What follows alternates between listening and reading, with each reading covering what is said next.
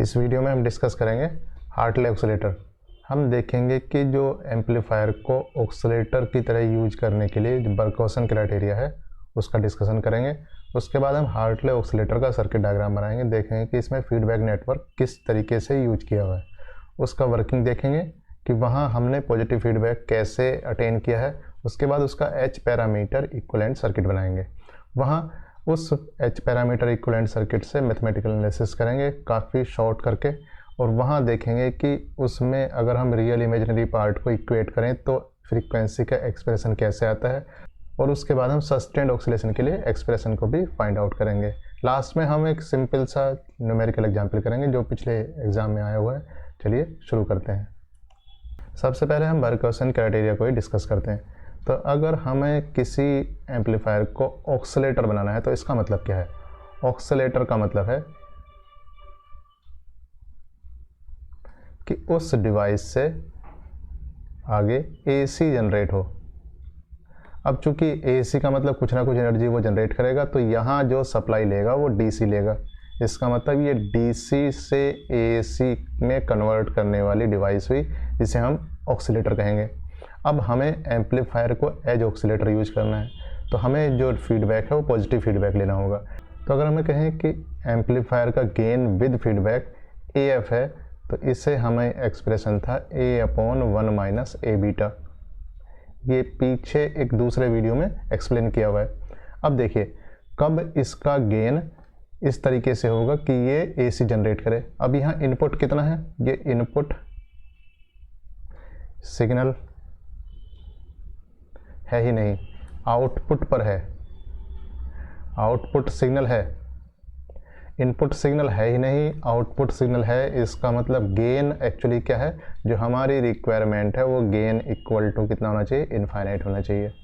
तो हमारी रिक्वायरमेंट क्या है कि हमें इसे बढ़ाकर कितना करना, इनफाइनाइट करना। तो उस रिक्वायरमेंट के लिए सबसे पहले है कि इसे हम घटाकर कितना कर दें, 0 कर दें। इसका मतलब 1 - A beta should be equal to 0 या A beta should be equal to 1। अब देखिए जो ये फीडबैक नेटवर्क है ये सिंपल रेजिस्टेंस से बना हुआ भी हो सकता है, और ये रेजिस्टेंस के साथ साथ इंडक्टर कैपेसिटर या सिर्फ इंडक्टर कैपेसिटर से भी बना हुआ हो सकता है। इसका मतलब जो नेटवर्क है वो कॉम्प्लेक्स क्वांटिटी देगा। अब चूंकि यहाँ हमने कहा कि A बीटा इक्वल टू 1 है और इस तरफ जो मटेरियल है वो कॉम्प्लेक्स है, इसका मतलब इसमें दो चीज़ें आ जाती हैं। क्या क्या? इसका मतलब है कि A beta should be equal to 1, मतलब उसका मैग्नीट्यूड 1 होगा और फेस डिफरेंस कितना होगा, 0 होगा। इससे हम कह सकते हैं कि जो A बीटा है उसका मैग्नीट्यूड 1 होना चाहिए, और जो फेस डिफरेंस है उस एम्पलीफायर के इनपुट में और फीडबैक इनपुट में वो 0 होना चाहिए। अगर ये कंडीशन सेटिस्फाई हो जाएगी तो AF की वैल्यू इस केस में क्या हो जाएगी, ये इनफाइनाइट हो जाएगी, और ये एम्पलीफायर विल बिकम ऑक्सीलेटर। इस तरह ये जो कंडीशन है कि A बीटा इक्वल टू 1 और फेस डिफरेंस इक्वल टू 0, ये कंडीशन का नाम ही बरकौसन क्राइटेरिया है।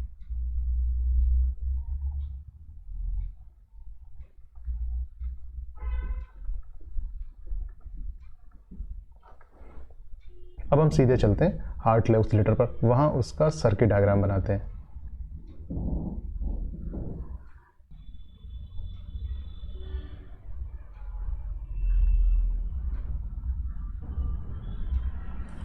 देखिए हार्टले ऑक्सीलेटर में हम पहले लेंगे कॉमन इमीटर एम्पलीफायर। तो सबसे पहले हम कॉमन इमीटर एम्पलीफायर लेते हैं जिसमें हम NPN ट्रांजिस्टर लगाएंगे। तो हम यहाँ पर क्या लगाएंगे, NPN ट्रांजिस्टर लगाते हैं। यहाँ पर NPN ट्रांजिस्टर लगाने के बाद उसे हम क्या बाइसिंग करेंगे, उसे हम पोटेंशियल डिवाइडर बाइसिंग करेंगे। तो हमने यहाँ पर R1 R2 से पोटेंशियल डिवाइडर बाइसिंग की। यहाँ हमने इमीटर पर एक रेजिस्टेंस लगाया, और इसके साथ साथ हमने क्या किया, एक बाईपास कैपेसिटर लगा दिया। इसे हमने क्या कहा, RE, और इसे हमने कहा क्या, CE। इन्हें मिला दिया। मिलाने के बाद यहाँ हम देंगे क्या, यहाँ हम VCC देंगे। यहाँ हम क्या देंगे, VCC। और यहाँ जो हमने कलेक्टर पर रेजिस्टेंस लगाया हुआ था उस रेजिस्टेंस को इंडक्टर की तरह यूज किया, मतलब एक चोक जिसे हम इंडक्टर कहेंगे, तो ये RFC, ताकि ये पर्टिकुलर फ्रीक्वेंसी पर ट्यून रहे। ये रेडियो फ्रीक्वेंसी कॉइल, RFC का मतलब रेडियो फ्रीक्वेंसी कॉइल यहाँ लगा दी है। तो यहाँ हमने इसे +VCC इसे दे दिए। यहाँ हमने क्या किया, ये हमने ग्राउंड कर दिया है। अब देखिए, यहाँ से हम आउटपुट लेंगे और यहाँ हम इनपुट देंगे। इसे हमने कह दिया है C1 और इसे कह दिया है CC। अब यहाँ से जो आउटपुट है उसे हमें इनपुट तक ले जाना है और बीच में हमें फीडबैक नेटवर्क लगाना है। तो किस तरीके का फीडबैक नेटवर्क का, देखिए यहाँ पर हम एक इंडक्टर लगाएंगे और इस तरफ भी हम क्या करेंगे, एक इंडक्टर लगाएंगे।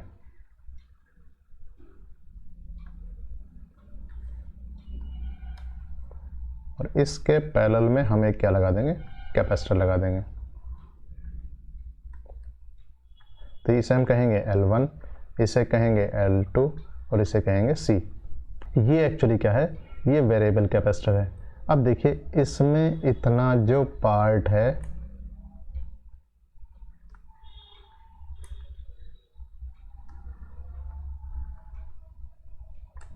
ये एक्चुअली फीडबैक नेटवर्क है।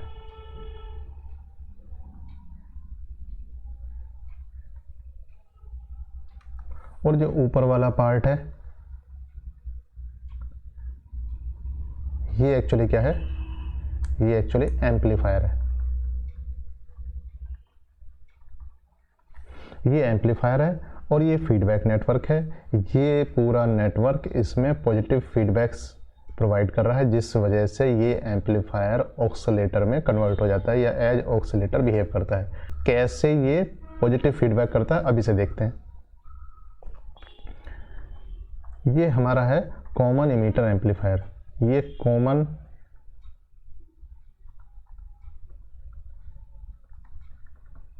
इमीटर एम्पलीफायर है। इसमें जो फेज डिफरेंस है, phase difference between input and output is equal to 180 degree. अब हमारे पास जो नेटवर्क है, जो फीडबैक नेटवर्क है,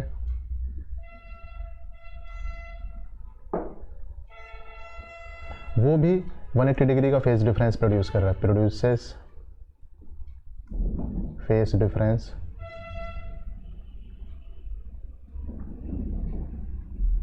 ऑफ 180 डिग्री। तो टोटल फेज डिफरेंस कितना हो जाएगा,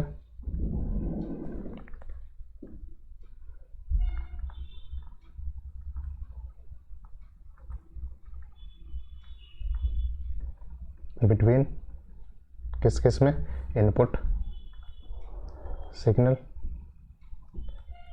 एंड किस में, जो feedback signal.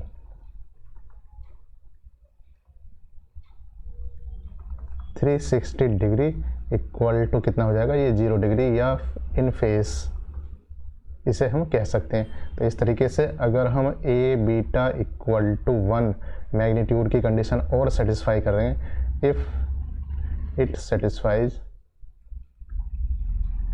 A beta equal to 1, ये ऑक्सीलेशन स्टार्ट कर देगा या ऑक्सीलेटर में कन्वर्ट हो जाएगा।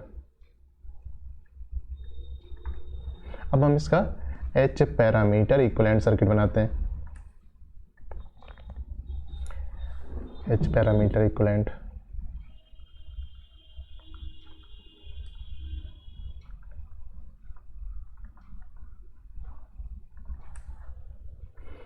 एच पैरामीटर में था हमारे पास एक वोल्टेज सोर्स, एक रेजिस्टेंस इस तरफ एक करंट सोर्स और एक एडमिटेंस। तो यहाँ एच पैरामीटर में ये हमारे पास सर्किट था, इम्पीडेंस, एक वोल्टेज सोर्स, यहाँ हमारे पास था एक करंट सोर्स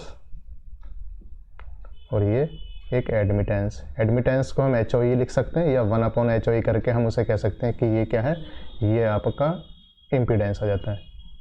तो इनके वैल्यू लिखते हैं। तो ये जो वोल्टेज सोर्स है ये है HREV2 और ये है HIE, ये है HOE और अगर हम इसे कहें कि इसके इक्वलेंट इम्पीडेंस कितना है तो इसे हम 1/HOE कह सकते हैं।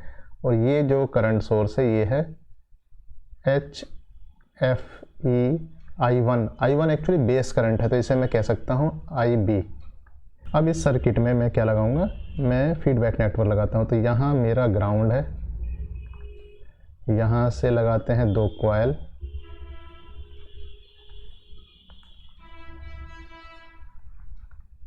L1 L2।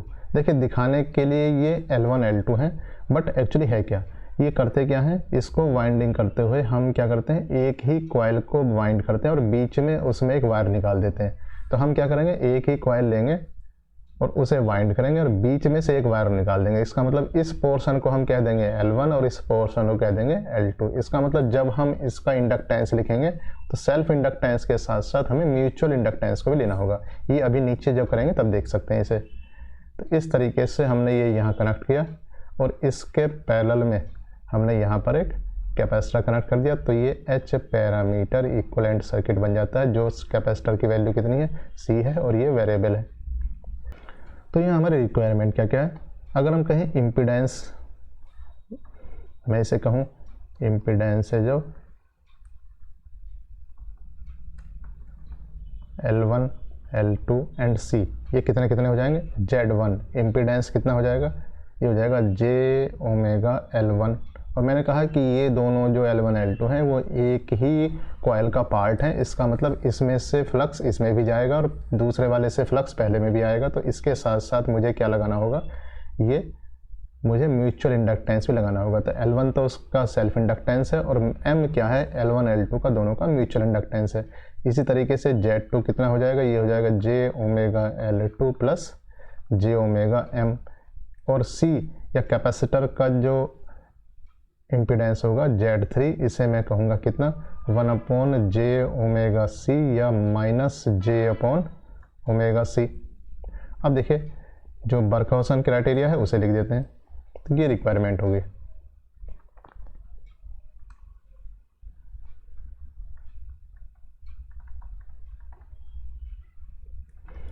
ये है ए बीटा का magnitude that must be equal to 1।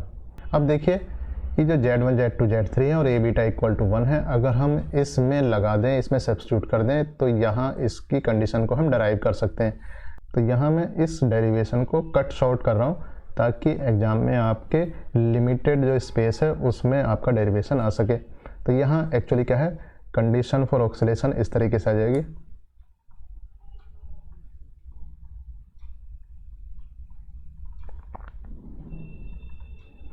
ये देखिए यहाँ पर जो कंडीशन आ जाएगी वो आ जाएगी HIE Z1 plus Z2 plus Z3 plus Z1 Z2 1 plus HFE plus Z1 Z3 equal to 0।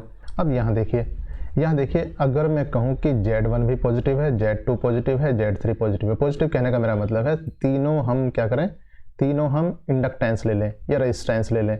तो फीडबैक नेटवर्क में अगर सारे के सारे पॉजिटिव देने वाले नंबर होंगे तो ये तीनों क्वांटिटी पॉजिटिव हो जाएंगे और ये कभी भी 0 नहीं आएगा। इसका मतलब फीडबैक पॉजिटिव नहीं होगा। अगर सारे के सारे मैं कैपेसिटर लगा दूं तो इसका मतलब ये भी नहीं हो सकता। हाँ, अगर मैं एक कैपेसिटर 2 इंडक्टर या 2 कैपेसिटर 1 इंडक्टर लगाऊंगा तब यहाँ प्लस माइनस साइन की वजह से ये 0 हो सकता है। क्योंकि अगर मैंने देखिए Z1 Z2 कहाँ लिया हुआ, यहाँ Z1 Z2 कैसे है, यहाँ Z1 Z2 प्लस है और Z3 एक्चुअली माइनस है। तो Z1 Z2 प्लस होगा, ये Z3 माइनस होगा, तो ये 0 हो सकता है। Z3 माइनस होने की वजह से ये वाली क्वांटिटी माइनस हो सकती है और तीनों का सम ये 0 हो सकता है। अगर मैं कहूँ कि Z1 Z2 ये क्या कर दें, हम ये माइनस कर दें और Z3 को प्लस कर दें तो ये क्या होगा, ये यहाँ 0 हो सकता है, ये भी इसे मिला के 0 हो सकता है। इसका मतलब ये चीज़ें 0 हो सकती हैं कब, जब तीनों के तीनों ना तो प्लस हैं और तीनों के तीनों ना तो माइनस हैं, यानी कि 2 प्लस 1 माइनस होंगे तब ये 0 हो सकता है। तो इस वजह से ये कंडीशन यहाँ इम्पोर्टेंट है। अब इसमें वैल्यू सब्स्टिट्यूट कर दें अगर, तो हो जाएगा HIE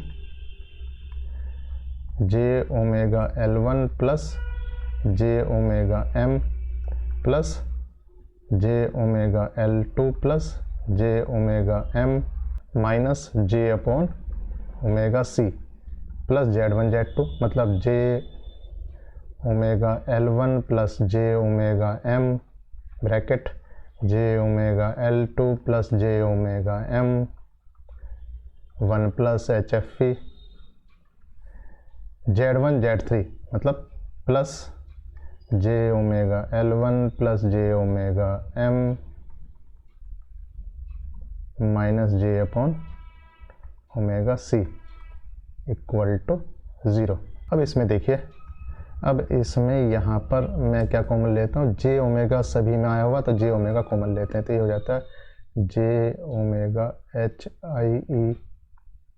क्या बचा, ये बचा L1 plus M plus L2 plus M। यहाँ क्या बचा, जे कॉमन ले लिया, ओमेगा कॉमन ले लेंगे तो नीचे ओमेगा स्क्वायर हो जाएगा -1 अपॉन ओमेगा स्क्वायर C, एक ब्रैकेट में ही है।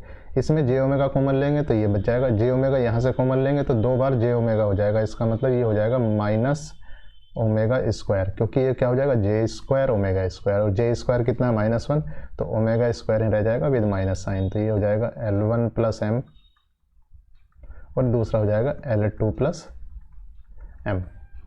इसके अलावा ये क्या बचेगा, ये बचेगा 1 प्लस HFE, एक ब्रैकेट हो गया। अब यहाँ देखिए, यहाँ जे को कॉमन लेंगे और ये ओमेगा कॉमन लेंगे तो प्लस हो जाएगा J omega L1 plus M minus J upon omega C equal to 0। अब देखिए यहाँ पर ये ओमेगा से ओमेगा कैंसिल हो जाता है और जे मिला के कितने हो जाएंगे, जे स्क्वायर, और जे स्क्वायर होता है -1 और माइनस यहाँ पहले से, इसका मतलब माइनस जे और जे तीनों मिलाकर ये कैंसिल हो जाते हैं। तो इसको अगर मैं दोबारा से लिखूं, रियल पार्ट इमेजिनरी पार्ट एक करके, तो ऐसे ही लिख दूं। अगर मैं पहले जो इमेजिनरी पार्ट चल रहा है उसे इमेजिनरी पार्ट ही रहने दूं, तो ये इमेजिनरी पार्ट हुआ, ये कितना है, omega HIE L1 plus L2 plus 2M -1 upon omega square C bracket. ये एक्चुअली इतना ही इमेजिनरी पार्ट है, और मैं कहूँ रियल पार्ट, तो रियल पार्ट ये है, ये कितना है, omega square L1 plus M L2 plus M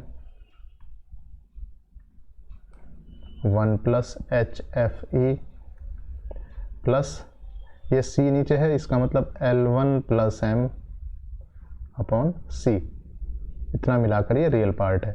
अब ये एक्चुअली 0 के बराबर है, एक कॉम्प्लेक्स क्वांटिटी है जो इक्वल टू 0 है, इसका मतलब रियल पार्ट 0 होना चाहिए और इमेजिनरी पार्ट है, ये पार्ट भी 0 होना चाहिए। तो सबसे पहले हम इमेजिनरी पार्ट को 0 करते हैं। तो अगर मैं कहूँ इमेजिनरी पार्ट इक्वल टू 0 है, तो ये हो जाएगा omega HIE L1 plus L2 plus 2M -1 upon omega square C equal to 0 है। इसका मतलब ब्रैकेट वाला टर्म 0 होना चाहिए, तो ये हो गया L1 plus L2 plus 2M equal to 1 upon omega square C। या मैं कह सकता हूँ कितना हो जाएगा, ये हो जाता है omega square equal to 1 upon C L1 plus L2 plus 2M। तो इससे ओमेगा हो जाता है omega equal to 1 upon under root L1 plus L2 plus 2M into C।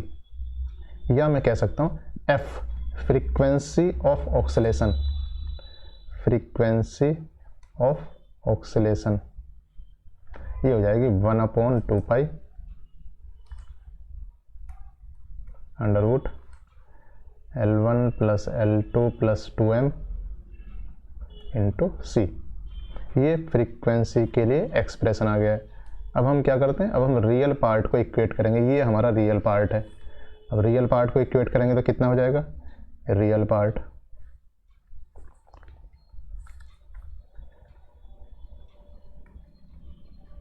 को 0 रखेंगे तो कितना होगा, ये होगा omega square L1 plus M L2 plus M 1 plus HFE plus L1 plus M upon C equal to 0।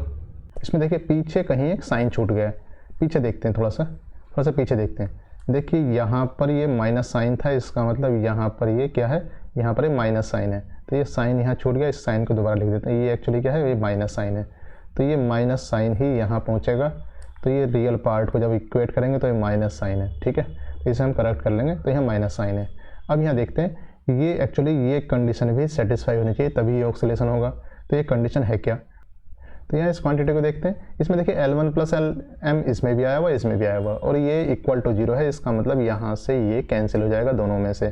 तो हमारे पास क्या आ जाएगा, हमारे पास आ जाएगा omega square L2 plus M 1 plus HFE equal to 1/c। Actually अब HFE की कंडीशन होगी, तो ये हो जाएगी 1 plus HFE equal to 1/c omega square L2 plus M। अब हम ऊपर से वैल्यू रख देंगे, जो वैल्यू थी हमारी वो वैल्यू रखेंगे। तो हमारी वैल्यू कितनी है, ये आ जाएगी 1 plus HFE equal to 1/c L2 plus M। और ये ओमेगा स्क्वायर कितना था, ओमेगा स्क्वायर था 1/, तो 1/ L1 plus L2 plus 2M into सी। तो यहाँ भी देखिए C से C कैंसिल हो जाता है, और यहाँ 1 प्लस HFE है, तो HFE इक्वल टू कितना आ जाएगा, L1 plus L2 plus 2M upon L2 plus M minus 1। तो माइनस 1 लेंगे तो आगे लाइन देखते हैं क्या आता है। तो ये हो जाएगा HFE तो ये हो जाता है L1 plus L2 plus 2M minus L2 minus M upon L2 plus M। L2 से L2 कटा और 2M और M मिला के M रह जाएगा, इसका मतलब ये आ जाएगा L1 प्लस M और L2 प्लस M HFE। इसका मतलब ऑक्सीलेशन होने के लिए, बर्कहॉसन क्राइटेरिया के लिए ये कंडीशन भी सेटिस्फाई होना जरूरी है, इसका मतलब ये कंडीशन भी सेटिस्फाई होना जरूरी है। तो हम कह सकते हैं कि ऑक्सीलेशन तभी सस्टेन्ड होंगे जब ये कंडीशन सेटिस्फाई होगी। तो हम कह सकते हैं कंडीशन फॉर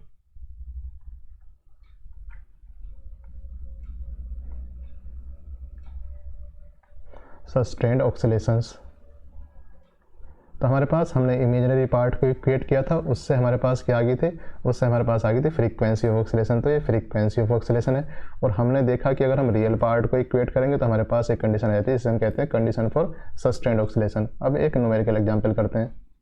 इसमें है if for Hartley oscillator L1 equal to 50 micro henry, L2 equal to 1 micro henry, M mutual inductance is 20 micro henry and capacitance is 10 picofarad, find the frequency of oscillation. तो क्या क्या दिया हुआ है, इसमें दिया हुआ है L1 equal to 50 into 10⁻⁻6 henry, L2 equal to 1 into 10⁻⁻6 henry, और M equal to 20 into 10⁻⁻6 henry. और इसके अलावा C की वैल्यू दी हुई है 10 picofarad, 10 into 10⁻⁻12 farad. Frequency F के लिए एक्सप्रेशन है F equal to 1/2π under root L1 plus L2 plus 2M into C। अब ये यहाँ रख देंगे, तो 1/2π अंडर रूट L1 कितना है, ये है 50, L2 कितना है, ये है 1, और 2M कितना है, ये है 40। 10⁻⁻6 को यहाँ लिख सकते हैं एक साथ। इसके अलावा जो कैपेसिटर है उसकी वैल्यू है 10 इंटू 10⁻⁻12। अब इसमें क्या करेंगे, इसमें नीचे ये क्वांटिटी रहने देते हैं, इन पावर को ऊपर ले जाते हैं। ये 12 प्लस 6 कितना हो गया, 18 का मतलब 10⁻⁹, तो 10⁻⁹ तो यहाँ आ जाता है, और नीचे क्या बचता है, ये बचता है 2π अंडर रूट कितना है, ये 50 प्लस 40 90 91 इंटू 10, तो जाता है 910। इसको कैलकुलेट करते हैं, तो कैलकुलेट करने के बाद तो इसमें वैल्यू जाती है 10⁻⁹/2π इंटू 30.2, या इसे कह सकते हैं 1000 इंटू 10⁻⁶ अपॉन 2π इंटू 30.2, तो ये वैल्यू यहाँ से आ जाती है, इसमें इक्वल टू आ जाती है 5.3 और पावर है 10⁶, तो f की वैल्यू या f कह सकते हैं 5.3 मेगाहर्ट्ज़। तो ये ऑक्सीलेटर की फ्रीक्वेंसी आ जाती है। Thank you.